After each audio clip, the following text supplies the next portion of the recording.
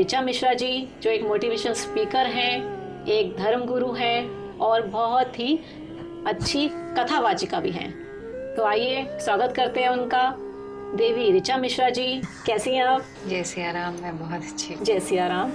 बहुत अच्छा लगा आपने हमारे लिए समय निकाला और कुछ बातें हम करेंगे जी। मेरे मन में बहुत सारे सवाल हैं कि आप इतनी छोटी उम्र से ये सब चीज़ें करी हैं, तो मैं ज़रूर जानना चाहूँगी और अपने दर्शकों को भी सुनना चाहेंगे वो कि आपने कैसे ये आपका सफ़र रहा। हाँ, मैं एक बात हमेशा कहा करती हूँ, जिस अवस्था में मैंने कथा कहना प्रारंभ किया, करीब 10 वर्ष की अवस्था थी हमारी, तो ऐसे समय कोई बच्चा ये नहीं सोच सकता कि करियर क्या होता है, मुझे आगे क्या अचीव करना है, कहाँ जाना है।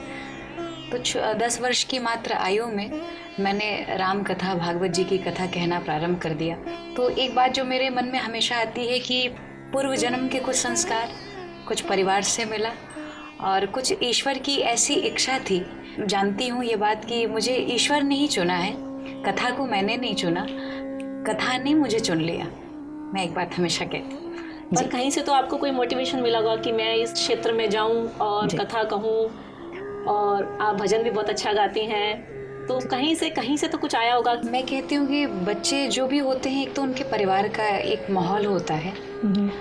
मेरे पिताजी जो बहुत अच्छा भजन गाते हैं और उन्होंने अपने समय में 2 बार उनको राष्ट्रीय पुरस्कार से सम्मानित किया गया। वो बहुत अच्छा गीत संगीत, लेकिन उनके मन में हमेशा एक इच्छा होती कि उनका यदि कोई बेटा होता तो वो चाहते थे कि वो धर्म से जुड़े, वो कथा करे। और चूँकि मैं आपको बताना चाहती हूँ कि हम जिस गांव से बिलोंग करते, मिर्ज़ापुर के पास हमारे घर से 15 किलोमीटर विंध्याचल धाम है, जो आज भी बहुत प्रसिद्ध है।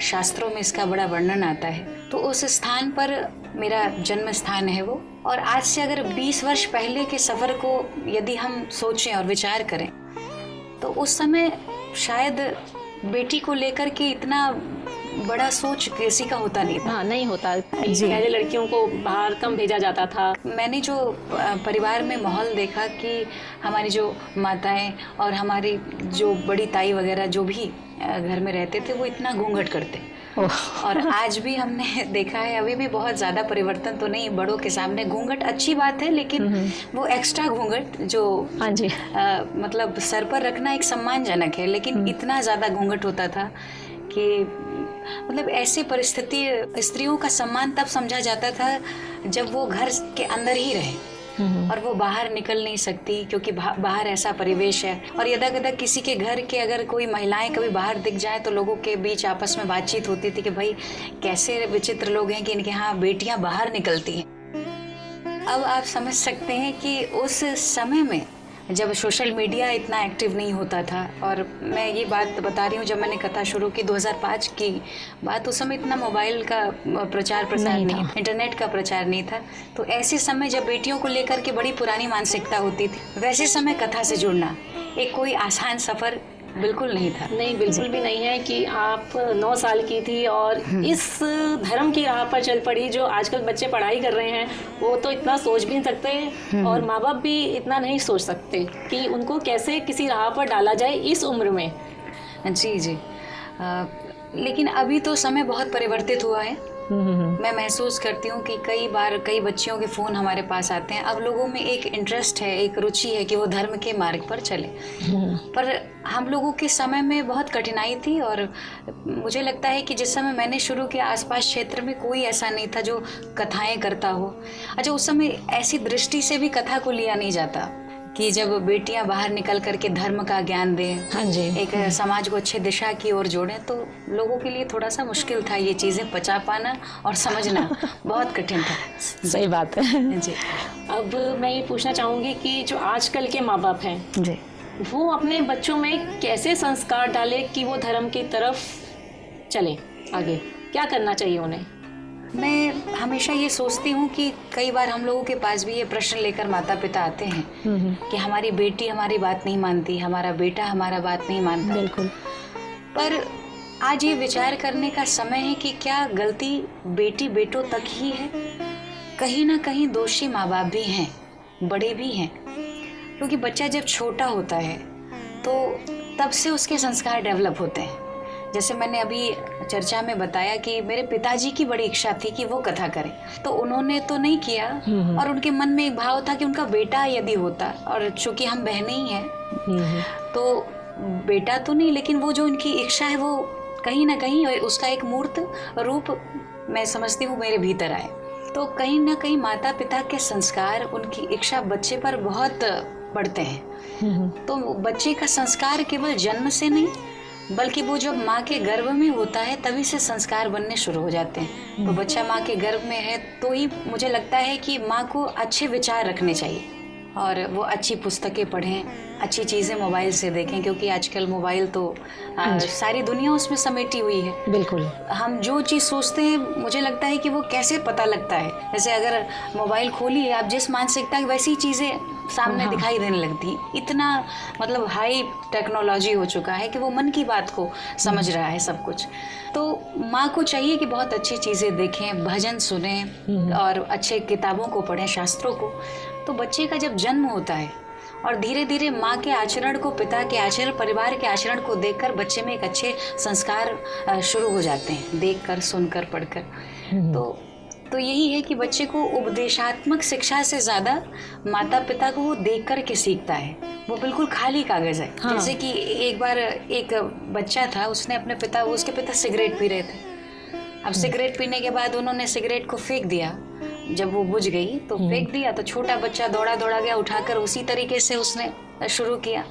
तो पिता ने क्या किया, बच्चे को चपाटा लगाया खींच के, भाई ये तुझे पता नहीं है गंदी चीज़ें।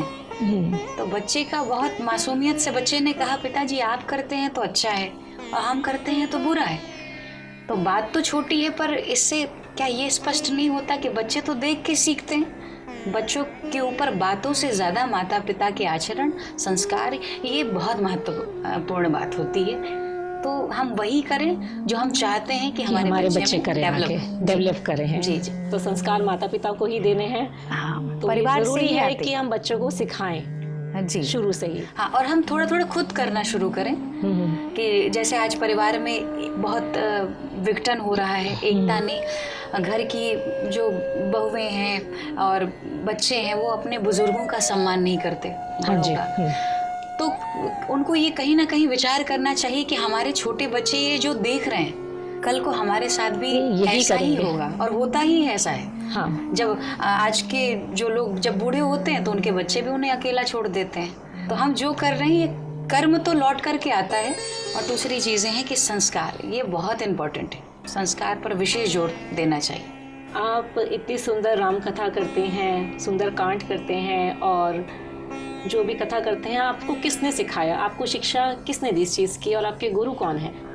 मैंने जैसा कि आपसे कहा कि शुरुआती दौर में कठिनाइयाँ बहुत रहीं, पर मन में एक इच्छा, कथा को मैंने नहीं चुना, कथा ने मुझे चुन लिया। तो जो शुरुआती सफ़र, मैंने कभी कहीं बैठ कर के इसकी पढ़ाई, क्योंकि आजकल तो बहुत सारे ऐसे विद्यालय हैं जहाँ विधिवत पढ़ाइयाँ होती हैं, सिखाया जाता है कथा वगैरह। और दूसरी चीज़, आज की जनरेशन को एक लाभ और है धर्म की चीज़ों को सीखने का कि उनके पास मोबाइल है।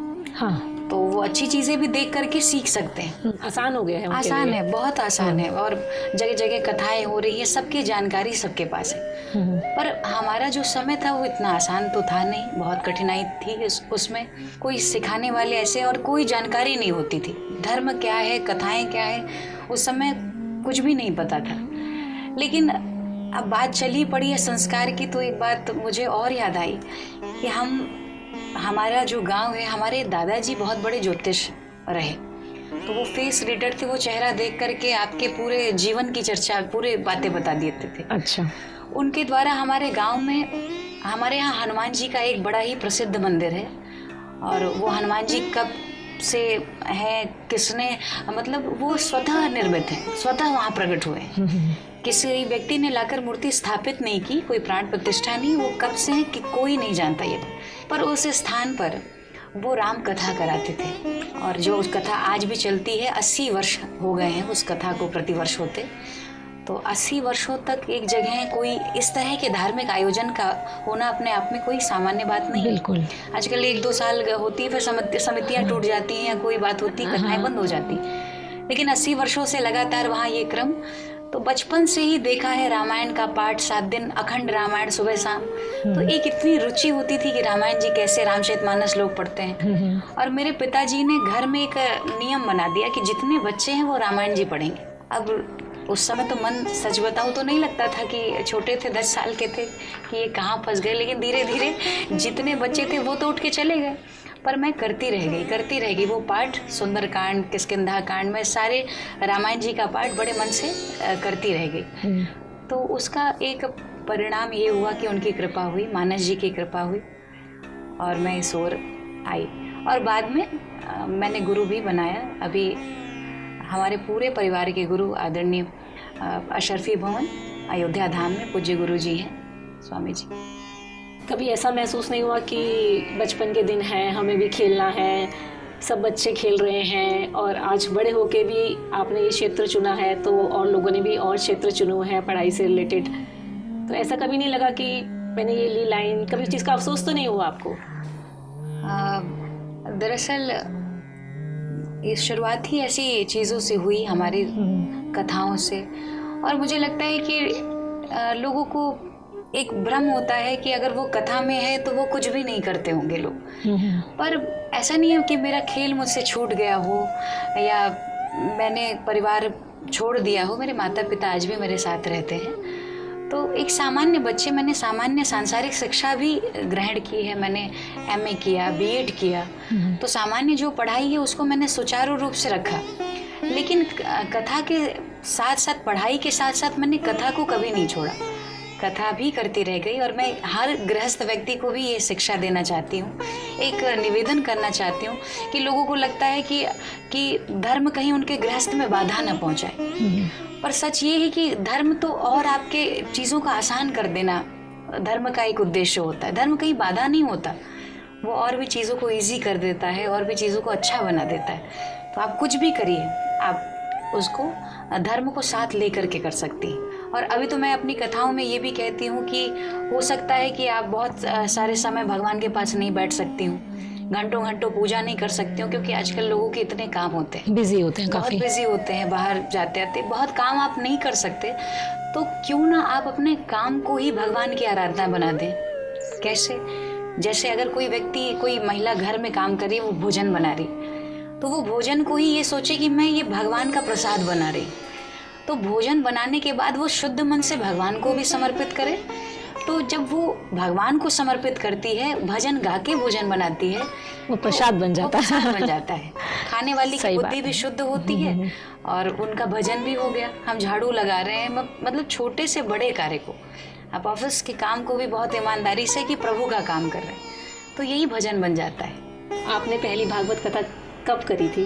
भागवत कथा तो मैंने छोटी सी उम्र में 10 वर्ष में प्रारंभ किया, और गांव में ही, हमारे गांव में जिस मंदिर की मैं चर्चा कर रही हूँ, ऐसे ही दिव्य स्थान से मैंने प्रारंभ किया। क्योंकि मैं आपको बताना चाहती हूँ कि बहुत ही पीछे विचारों के स्थान पर, जैसे जहाँ घूंघट प्रथा है, जहाँ बेटियों का निकलना बाहर एक अच्छी बात नहीं समझी जाती थी, वहाँ पर हमने अपने जब बड़ों को देखा कि ऐसी स्थिति है, अपनी बहनों को देखा।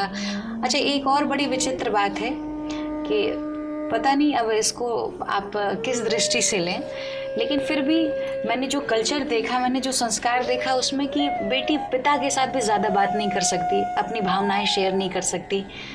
तो बेटी होने के नाते बहुत ही उसकी प्रतिभा को दबाया गया कि वो जो करना चाहती वो वहाँ पर इतना उसके लिए स्पेस नहीं था, इतनी ये सारी सुविधाएं नहीं थी। और हम लोग फिर इतना शर्माने लगे कि अरे भाई पिताजी खड़े, हम इनके सामने कैसे बात करें, क्या बोलेंगे, हमारे भैया जी खड़े, हम उनके सामने कैसे बोल सकते हैं।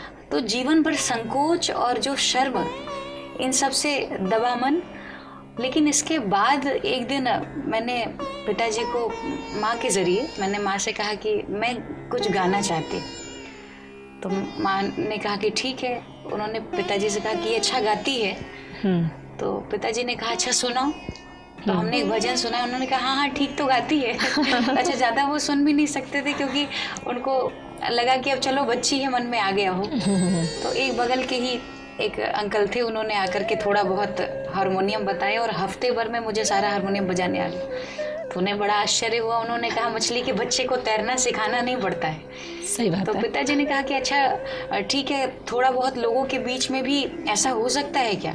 अब मन में उनके आगे शायद इस दिशा की ओर बढ़ना था। तो मंदिर में ले जाकर जब उन्होंने कार्यक्रम रखा और गांव वालों को आमंत्रित किया, अब उनके मन में ये था बच्ची है तो उठ के चली जाएगी, नहीं गा पाएगी। जब घर में ही सामने बैठकर बात करने में संकोच होता है, तो समाज में जब 100, 200, 1000 लोग बैठे हों तो क्या होगा। लेकिन आश्चर्य की बात यह है कि जिस दिन पहले दिन मंच पे मैं गई तो मुझे बिल्कुल भी संकोच नहीं हुआ और मैंने जो भी मुझे बोलना था, मैंने अपने भावों को व्यक्त किया, मैंने भजन गाया और पूरे गांव वालों ने इतनी सराहना की। तो सबका जो प्रेम मिला, तो उससे एक मन में और जागृति हुई कि नहीं, इसको करना चाहिए, बहुत अच्छा कार्य है। बस वही एक शुरुआत था और वो सफ़र चल पड़ा और आज तक चल रहा है जी। और आपने 400 से अधिक कथाएं करी हैं। जी जी। आप कुछ ऐसा वाक्य बताएं जो आपको यादगार रह गया हो आज तक के सफ़र में आपका। बहुत सारी ऐसी चीज़ें हैं, क्योंकि कथा क्षेत्र में 20 वर्ष का यह समय कोई सामान्य नहीं होता है और एक एक कदम चल कर के आगे बढ़ना, तो पूरा अनुभव भी जीवन में बहुत मिला। सहज नहीं था ये क्रम।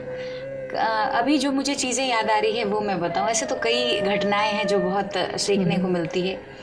एक बार एक बिहार के झारखंड में हम लोग कथा करने गए थे और ज़्यादा उस समय प्रचार का सिस्टम नहीं था, छोटी छोटी कथाएं होती थी। तो कथाओं में मैं जिस स्थान पर रुकी थी, मुझे पता चला कि एक बहुत बड़े संत आए। तो पूरे क्षेत्र के लोग, हजारों लोग उनके दर्शन के अभिलाषी और वहाँ भीड़ लगी रहती थी। तो जब मेरे मन में आया कि काश मुझे भी उन महात्मा के दर्शन हो जाते तो कितना अच्छा रहता। लेकिन अब ना तो वो भीड़ हटाकर हम दर्शन करने जा सकते थे, कथावाचक थे तो उसकी भी एक मर्यादा कि हमें भाई उस तरह से रहना है, बाहर नहीं निकल सकते थे। तो मन में इतना मतलब इच्छा महात्मा जी के दर्शन करने का भाव। पर मुझे आश्चर्य तो तब हुआ कि महात्मा जी को 2 ही दिन रुकना था महाराज जी को। तो दूसरे दिन महात्मा जी जिस स्थान पर हम लोग रुके थे, हम हैं, हमारी माता जी पिताजी रुके थे, उस स्थान पर वो खुद पैदल चले आ रहे, पीछे पीछे हजारों लोग उनके आ रहे हैं। तो जब वो हम लोग जहाँ ठहरे वहाँ आए तो इतना आश्चर्य हुआ देख करके। आँख बंद ही रखते थे, आंखें बंद करके वो बैठे लोगों ने बिठाया उनको। तो उन्होंने कहा मेरे स्वप्न में भगवान आए थे और भगवान ने मुझसे कहा कि तुम्हें उस स्थान पर जाना है और वहाँ पर तुम्हें दर्शन देने के लिए जाना है। मुझे इतना आश्चर्य हुआ कि जिनका दर्शन करने हम जाना चाहते थे। तो ये शक्ति तो है परमात्मा की, जो लोग कहते हैं आजकल प्रश्न करते हैं कि नहीं है, पर 1000% बिना विश्वास के कुछ नहीं हो सकता। तो जो मेरे मन में भाव आया, यह प्रत्यक्ष मैंने देखा कि महात्मा जी हमारे स्थान पर आए, तो मैंने अपने आप को धन्य समझा और मैंने समझ लिया कि परमात्मा है कि विस्तृत शक्ति तो है जो सब काम कर रही है। जी बिल्कुल, परमात्मा एक शक्ति है जी। आपको दर्शन कराए उन्होंने, आपने मन में विचार आया था और वो पूरा हो गया। जी जी। भगवान खुद आपको दर्शन करने के लिए लाए। जी जी। बहुत अच्छा वाक्य था ये कि विश्वास तो होना ही चाहिए भगवान में। बिल्कुल, भगवान में बहुत विश्वास होना चाहिए। और ये बताइए कि आपकी कथाओं को सुनकर युवा पीढ़ी, गृहस्थ जीवन को क्या संदेश मिलता है? हाँ, मानस की कथा मैं कहती हूँ ये हर गृहस्थ आश्रम के व्यक्ति के जीवन में सबसे ज़्यादा उपयोगी वाली कथा है। लोगों को लगता है कि कथा की क्या आवश्यकता हमारे जीवन में। बिल्कुल, पढ़ लिख करके बेटा डॉक्टर बनेगा, इंजीनियर बनेगा, पायलट बनेगा, एक्टर बनेगा, प्रवचन ही सुना देंगे तो क्या मिल जाएगा। पर मैं कहती हूँ कि प्रवचन से, कथाओं से आपका बेटा डॉक्टर बने या ना बने, इंजीनियर बने या ना बने, पायलट बने या ना बने, एक्टर बने या ना बने, लेकिन उसका कैरेक्टर ज़रूर बन जाता है। तो एक्टर बनना एक बहुत महत्व की बात नहीं, लेकिन अगर व्यक्ति का कैरेक्टर बन गया तो उसका जीवन अच्छा होता है। तो जहाँ तक गृहस्थ आश्रम के व्यक्तियों की बात है, हम लोग कथाओं में कहते हैं कि गृह कारज नाना जंजाला और ते अति दुर्गम शैल विशाला। गृहस्थी का कामकाज कोई सामान्य नहीं मानना चाहिए, ये पर्वत से भी ऊंचे होते हैं। व्यक्ति के जीवन में इतना भार होता है कि वो एक काम समेटता है तब से दूसरा काम तैयार रहता है और वो जीवन भर, क्योंकि ज़िंदगी जब तक रहेगी फुर्सत ना होगी काम से, कुछ क्षण ऐसा निकालो कि प्रेम कर लो श्री राम से। बिल्कुल। तो जिंदगी तो जब तक रहेगी, काम से फुर्सत नहीं मिलने वाली। पर ये कथा को हम अलग तरीके से ना देख करके, प्रवचन और ये जो भगवान की लीलाएं हैं उसको अलग ना देखकर, उससे शिक्षा हमें आज लेनी चाहिए।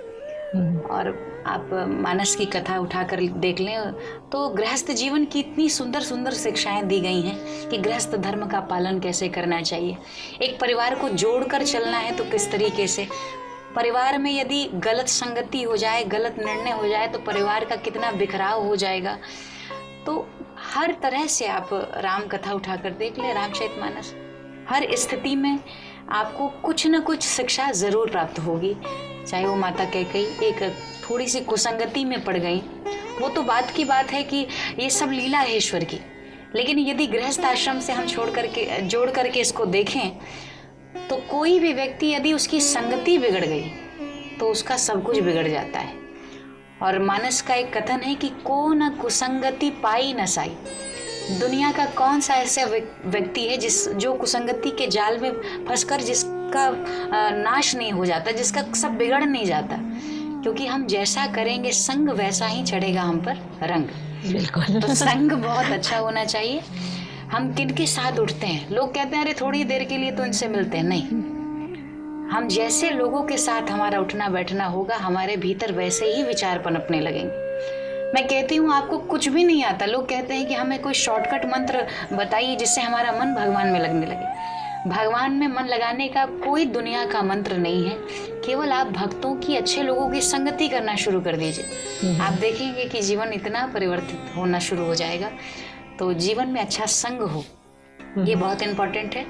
तो कथा हर तरह से मनुष्य के जीवन में उसके गृहस्थ आश्रम को बैलेंस कैसे रखें। राम जी सीता जी का कितना सुंदर गृहस्थ आश्रम था, आप देखें। राम जी वन को चले, सीता जी इतनी बड़ी राजकुमारी, राजा जनक की पुत्री हैं। माँ जानकी जब निकलती हैं तो कमल के पराग को कपटशन करके बिछाया जाता है कि उनके पाँव इतने कोमल हैं तो कहीं ये पराग चुभ ना जाए।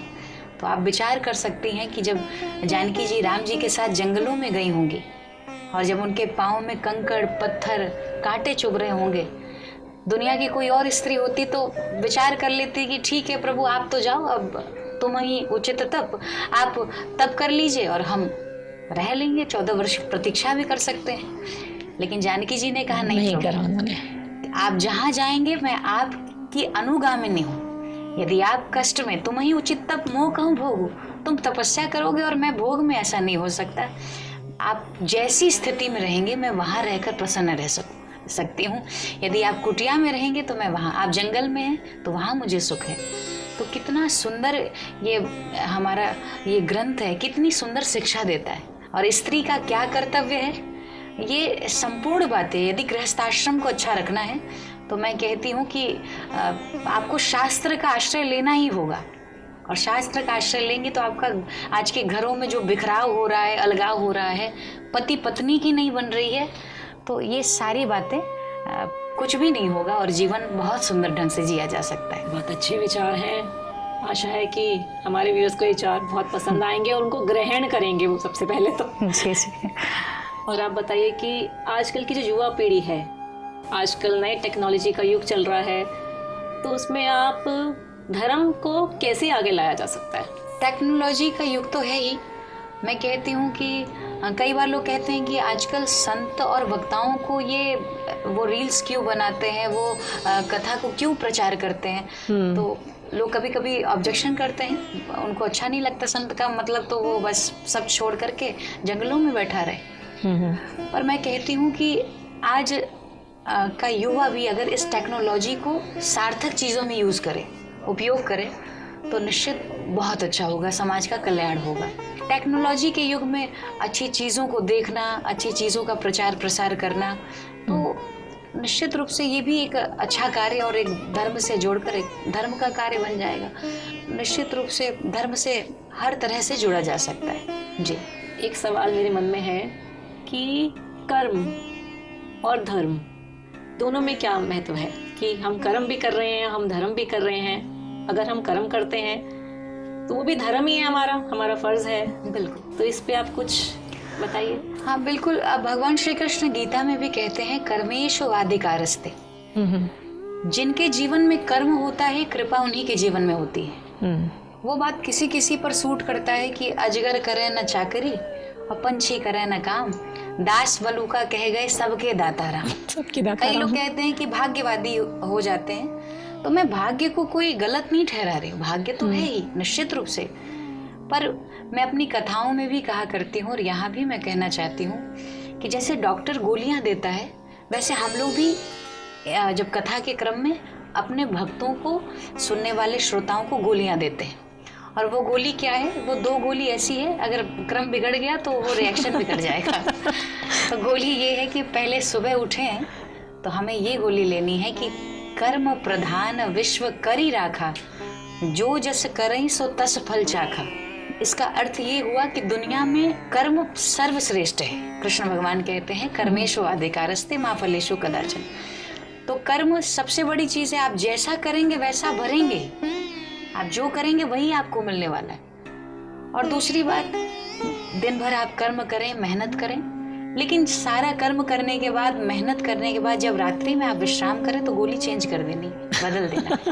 तो गोली बदलते हुए फिर क्या विचार करना है कि होई हई सोई जो राम रची राखा, को करी तर्क बढ़ावई शाखा। कि होता वही है जो राम जी चाहते हैं। लेकिन अगर क्रम सुबह ही सोच लिया होई है सोई जो राम रची राखा और फिर उसके बाद बैठ गए तो जो होना है वो भी नहीं होगा। बिल्कुल मेहनत करनी पड़ेगी। बिल्कुल मेहनत करनी पड़ेगी। और रामचरितमानस में कथा आती है कि जिस समय राम जी बानर और भालुओं को समुद्र पर पुल बनाना था, और क्योंकि लंका पर चढ़ाई करनी थी, जाना था, तो सारे बंदर एक पत्थर पर रा लिखते थे, दूसरे पर म लिखकर पत्थर को समुद्र के जल में फेंकते थे और वो पत्थर तैर जाता था। इस तरह से पुल तैयार होने लगा। पर आश्चर्य की बात यह है कि जिस समय पुल तैयार हो गया उस समय भगवान राघवेंद्र सरकार ने क्या किया, लोगों ने आपस में बात की, क्योंकि राम जी की सेना कोई छोटी मोटी सेना नहीं थी। ये पदुम 18 जूथा व बंदर, ये सेना भी अनगिनत बंदरों की सेना, भालुओं की सेना, इतनी विशाल सेना।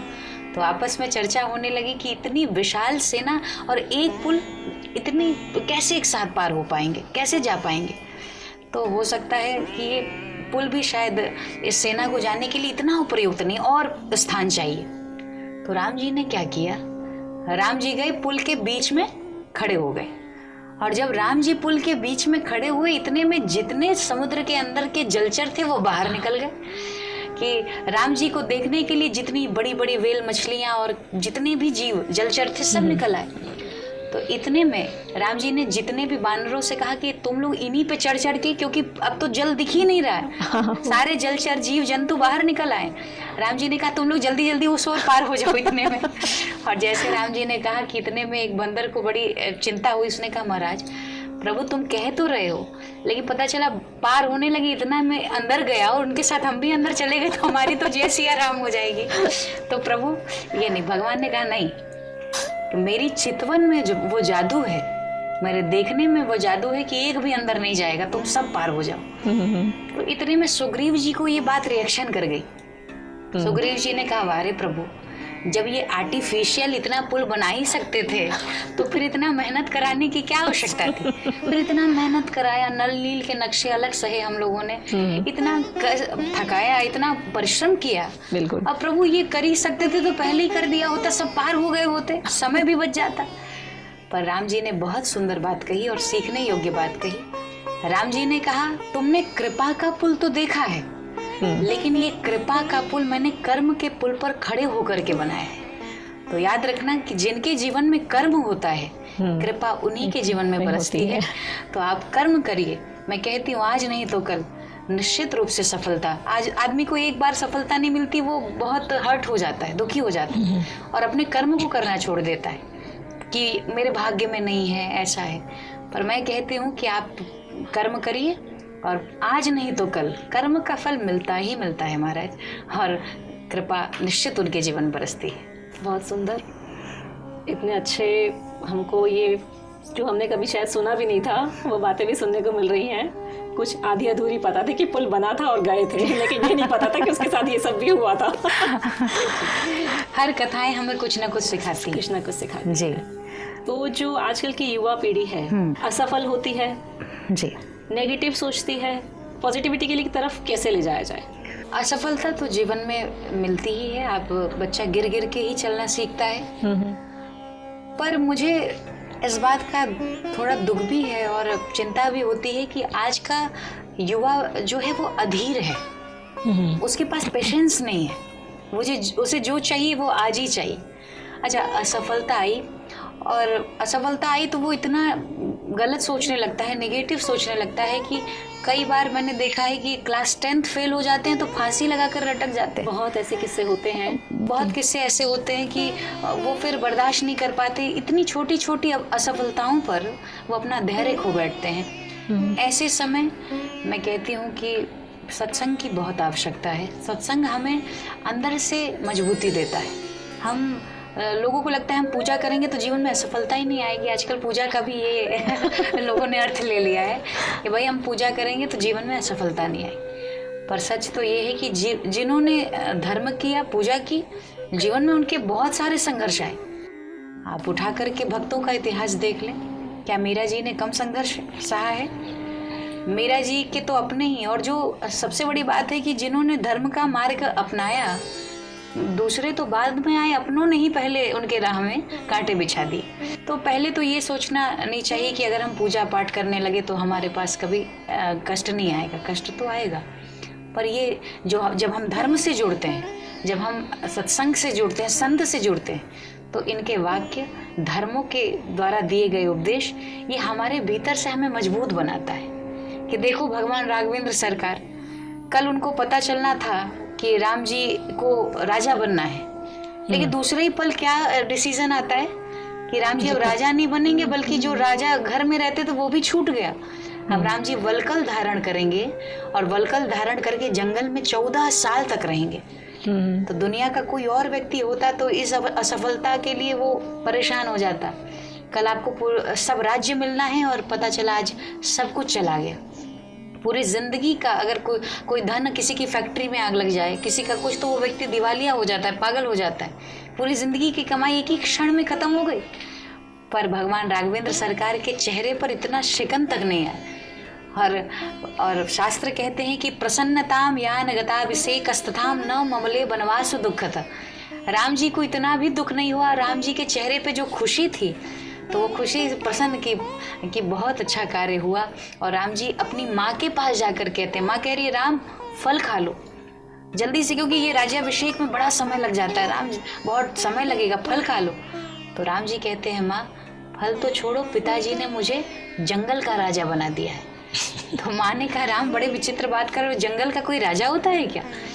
पर राम जी ने कहा, माँ एक बात बताओ कि अयोध्या बड़ी है कि जंगल बड़ा है? माँ ने कहा, कैसी बात करते हो राम, अयोध्या तो बहुत छोटी है, जंगल तो बहुत बड़ा है। तो राम जी ने कहा, मैं बड़ा हूँ इसलिए मुझे बड़ा राज्य मिला, भरत छोटा है इसलिए भरत को छोटा सा राज्य मिला। तो कितनी बड़ी बात है। क्या प्रेम! दूसरा कोई भाई होता तो ईर्ष्या करने लगता, लेकिन राम जी इतने खुश हुए, इतने खुश हुए। तो आज के युवाओं को ये शिक्षा शास्त्रों से लेनी चाहिए कि जीवन में बहुत बड़ी बड़ी कठिनाइयां क्यों ना आ जाए, पर अधीर नहीं होना है। धैर्य रखिए, आज नहीं तो कल सफलता आपको निश्चित रूप से मिलेगी ही मिलेगी। कर्म करते रहना चाहिए, कर्म करिए। और छोटी छोटी असफलताओं में मन, परिस्थिति कैसी भी क्यों ना हो, मनस्थिति नहीं बदलनी चाहिए। तो ये सत्संग, ये मन पर काम करता है, तन पर नहीं, मन पर काम करता है।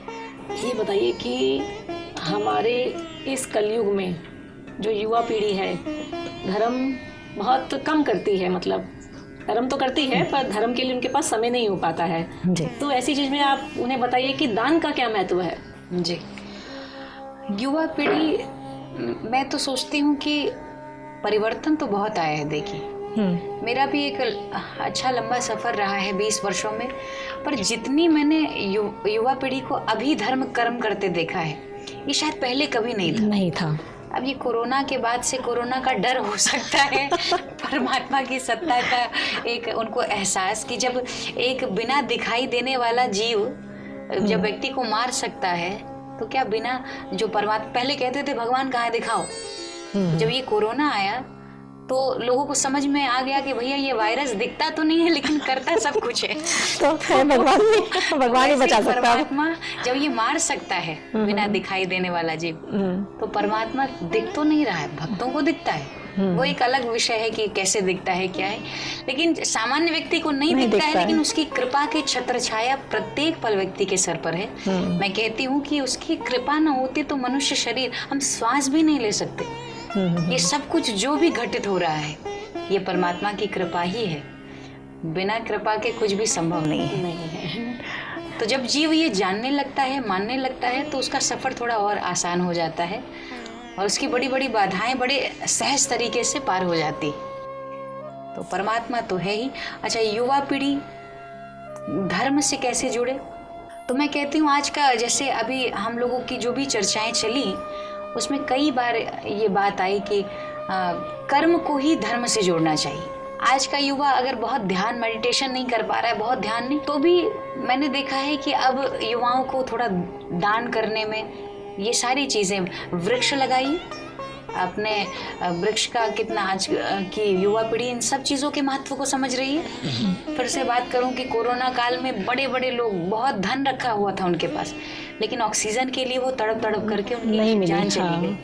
तब लोगों को, पढ़े लिखे लोगों को, सबको ये समझ में आया कि भाई हमारी प्रकृति का कितना महत्व है। ये प्रकृति जो हमें निःशुल्क फ्री में चीज़ें दे रही है, हम लाखों करोड़ों खर्च करके भी नहीं मिल पा रहे। तो युवा आज की थोड़ी सी अपडेटेड है, वो ज़्यादा समझ रही है।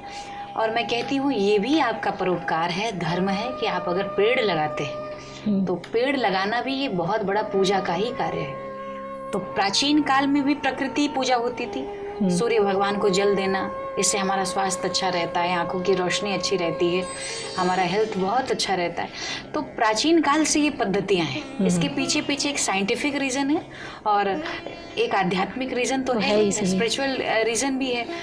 तो युवाओं से मैं आग्रह करना चाहती हूँ, आपको जो अच्छा लगे, आप जैसे वृक्षारोपण करिए, वृक्ष लगाइए, उनका संरक्षण, संवर्धन करिए, दान करिए। जैसे कोई भूखा है और भूखे को भोजन करा देना, ये धर्म की बात है। किसी बेटी है, कोई बच्ची है, कोई बच्चा है जिसके घर में धन का अभाव है और धन के अभाव से वो पढ़ नहीं पा रहा है, तो अगर आपने बहुत पढ़ाई की है या ईश्वर ने आपको सक्षम, तो उसके पढ़ने में आप उसकी हेल्प कर दें, तो ये सब कुछ धर्म की श्रेणी। तो आज का युवा ये सब चीज़ें करने में ज़्यादा बिलीव करता है और ये अच्छी बातें भी हैं। हमारे माध्यम से जितना परोपकार हो सके, ये सब परोपकार की श्रेणी में है। आखिर शास्त्रों में पूछा गया परोपकार क्या है, धर्म क्या है, तो शास्त्र में कहा गया परहित सरिस धर्म नहीं भाई, पर पीड़ा सम नहीं अधमाई। यानी दूसरों का परहित सरिस, दूसरों का हित करना, इसके समान दुनिया में कोई धर्म नहीं है। और दूसरों को कष्ट आपकी वजह से ना हो, ऐसे वो कितने भी दुखी, लेकिन उसमें आप तो माध्यम ना बने, तो दूसरे को दुख देने के समान कोई दुनिया का पाप नहीं। तो यही धर्म का सीधा सा डेफिनेशन है कि हमारे माध्यम से कोई दुखी ना हो और हमसे जो बन पड़े, और कुछ नहीं हो पा रहा है तो कम से कम दूसरे की चुगली निंदा ना करें। ये भी धर्म है। ये भी धर्म है। आज के टाइम में लोगों को जब पर्याप्त समय होता है, तो हमने देखा है कि गाँव में भी बैठ कर के माताएं अच्छे से शाम के समय कि उनके घर की बहू कहाँ से कहाँ निकली, क्या हुआ, तो पुरुष भी हैं। तो ऐसे विषयों पर चर्चा ना करना भी धर्म है। आपके पास समय, आप अच्छी बातें करें, अच्छी पुस्तक पढ़ें, ये धर्म है। धर्म की परिभाषा थोड़ा अलग यदि विचार करें तो हमारा हर कार्य धर्म बन सकता है। आजकल की भागदौड़ बड़ी जिंदगी में हम कैसे शांति पा सकते हैं? हाँ, बहुत अच्छा सवाल आपने किया है, क्योंकि आजकल जो समय चल रहा है, हमें दिख तो रहा है कि व्यक्ति के पास सुविधाएं तो बहुत है, वो बड़े मकानों में रह रहा है, बड़ी गाड़ियों से चल रहा है, लेकिन भीतर अगर उसके झांक कर देखा जाए तो वो व्यक्ति इतना खोखला है। शायद ये सुविधाएं और ये सारी चीज़ें, क्योंकि व्यक्ति के मन में ये कल्पना होती है कि मुझे जीवन में धन मिल जाए तो मैं खुश हो जाऊंगा। मुझे बहुत गर्म, अगर व्यक्ति कहीं धूप से जा रहा है, फिर उसको लगता है कि थोड़ी देर बाद वो कहीं अच्छे ठंडे स्थान पर बैठता है या एसी मिल गया तो आहा क्या आनंद आया। पर ये आनंद तो है, ये सुख सुविधाएं हमें थोड़ा बहुत आपको अच्छा तो दे सकती हैं, लेकिन शांति नहीं दे सकती। सेटिस्फेक्शन जो चीज़ होती है वो नहीं मिलती है। सेटिस्फेक्शन हमें मिलेगा कैसे, कहाँ से मिलेगा, ये भी विचार करने योग्य बात है कि संतुष्टि दरअसल बाहर तो कहीं है ही नहीं। अगर हम विचार करें तो ये बाहर तो कहीं है ही नहीं। व्यक्ति जीवन भर धन के पीछे, पैसा पैसा, वो बहुत कुछ मिल जाता है। मैंने कहीं पढ़ा था, पहले तो आदमी जीवन भर इतना दौड़ता है पैसे पैसे के लिए, पैसा पैसा की तलाश में वो अपना स्वास्थ्य गंवा देता है, और बाद में स्वास्थ्य पाने के लिए पैसा गंवा देता है। बिल्कुल। तो पूरी जिंदगी भाग दौड़ में। और एक सज्जन तो कह रहे थे हमसे कि व्यक्ति धन के पीछे तब तक भागता है जब तक उसका निधन ना हो जाए। तो भाग दौड़। जैसे मैंने कहा कि कर्म तो करना ही है, लेकिन अब विचार करना है कि शांति की प्राप्ति हमें कैसे हो। तो सत्य तो ये है कि शांति कहीं बाहर नहीं है, शांति हमारे भीतर है। तो क्यों ना आज से हम अपने मन पर काम करना शुरू करें कि परिस्थिति चाहे कैसी हो, पर हमारी मनस्थिति चेंज नहीं होनी चाहिए। तो शांति के लिए सबसे बड़ी चीज़ यही है कि हम संगति हमारी अच्छी हो, हम सत्संग करें, हम भजन करें। मैं कहती हूँ 24 घंटे में से 23 घंटा, मैं ज़्यादा नहीं, चूँकि बड़े बड़े संत तो ये कहते हैं कोटि त्यक्त्वा हरिम भजेत, करोड़ों काम छोड़िए, आज से लग जाइए भजन में, क्योंकि ये नर्तन ही मिला है आपको ठाकुर जी का कीर्तन करने के। पर हम लोग इतने बड़े तो नहीं हैं, लेकिन फिर भी मैं इतनी छूट देती हूँ कि भैया 24 घंटे में 23 घंटा आप दुकान को दें, मकान को दें, पत्नी को दें, पति को दें, परिवार को दें, पर फिर भी 24 घंटे में से 1 घंटा निश्चित रूप से कुछ ऐसा हो जाना चाहिए कि जिसको आखिरी समय अग्नि की ज्वाला भी स्पर्श न करने पावे। कुछ ऐसा जिससे, और बिना भगवान के चरणों से जुड़े, बिना भगवान से अपना रिश्ता, एक कनेक्शन, एक रिश्ता लगाए बिना शांति मिल ही नहीं सकती। तो शांति कहाँ है? वो भीतर है, परमात्मा के ही चरणों में।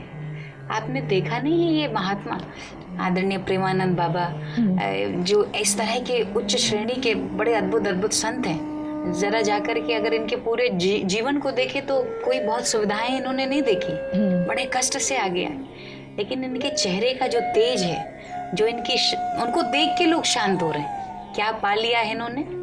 ऐसे महात्मा जो जंगलों में बैठते हैं, बड़े बड़े राजाओं के सर के ताज उनके चरणों में गिर जाते हैं। कारण सिर्फ इतना है कि उन्होंने अपना कनेक्शन, वो संसार में बसते तो हैं लेकिन संसार में फंसते कभी नहीं। तो जैसे कमल होता है, वो कीचड़ में कमल खिलता है, पर कीचड़ में रहने के बाद भी उसका कोई संपर्क नहीं होता कीचड़ से। तो वैसे ही हम संसार में बसे तो, लेकिन फंसे ना।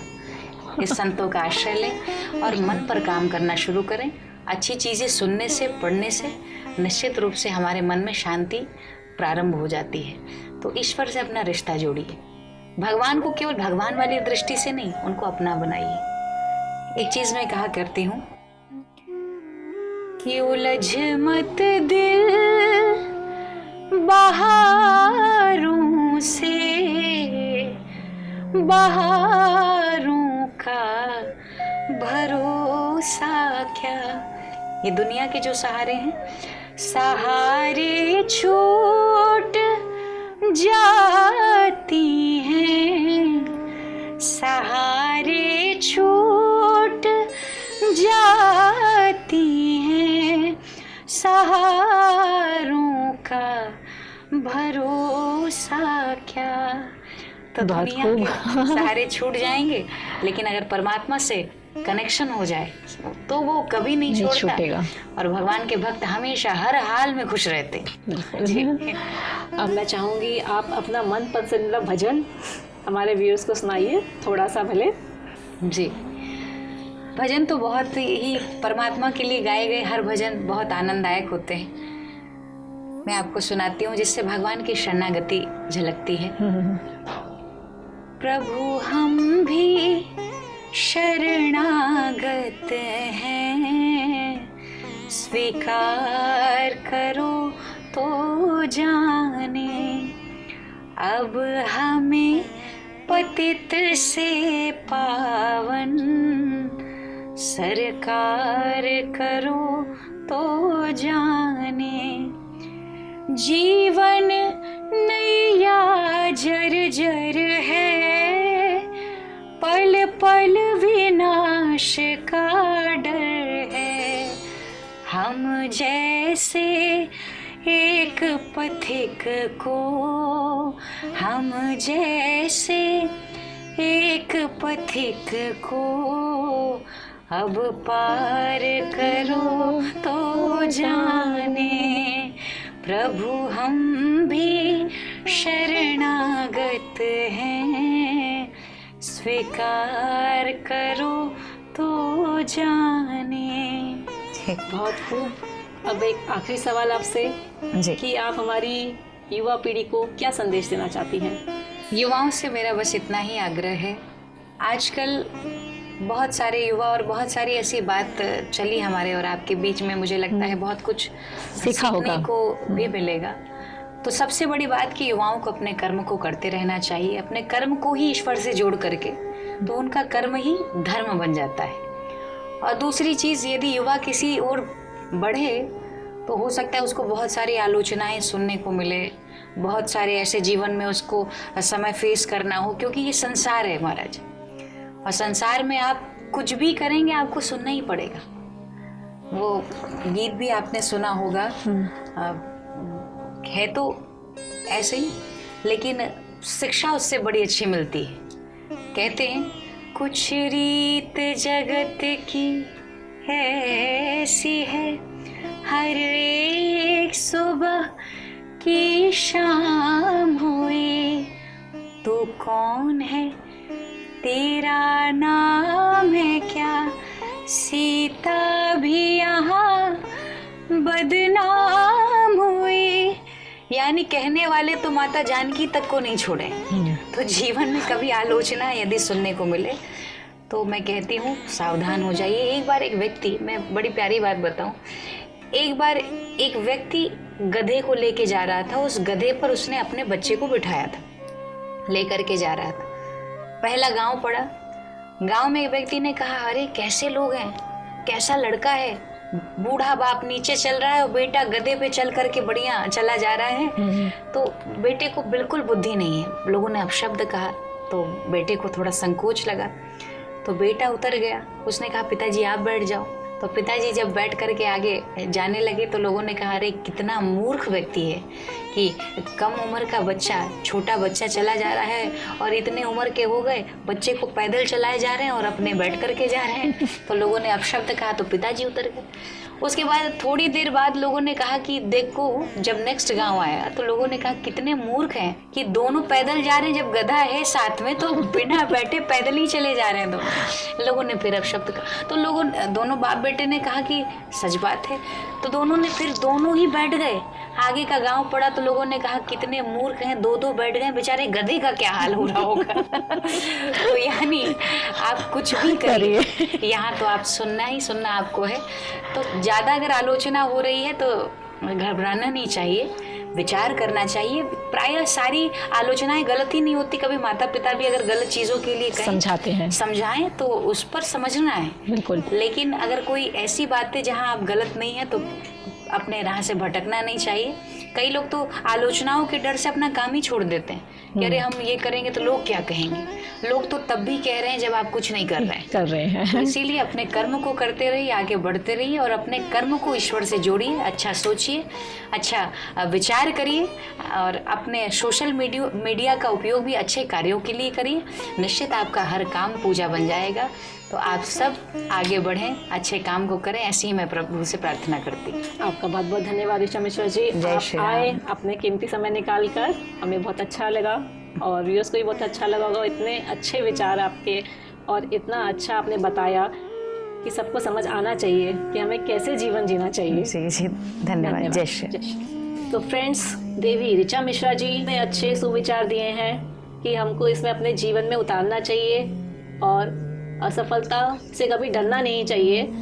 आजकल के युवाओं को मैं यही कहना चाहूँगी कि इस पॉडकास्ट को ज़रूर सुने और उनके जीवन में ज़रूर बदलाव आएगा अगर वो इसका पालन करते हैं तो।